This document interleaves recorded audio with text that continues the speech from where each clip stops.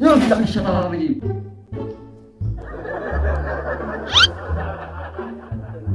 ودوكم لنا كم معاكم مو تبقوا تعملوا مو المطلوب. يا اخي انت ودانا يلا خلاص تسلموا مو تشتوا من حقنا نرقد لي. ايش حقنا الالف اللي لي انا واخي؟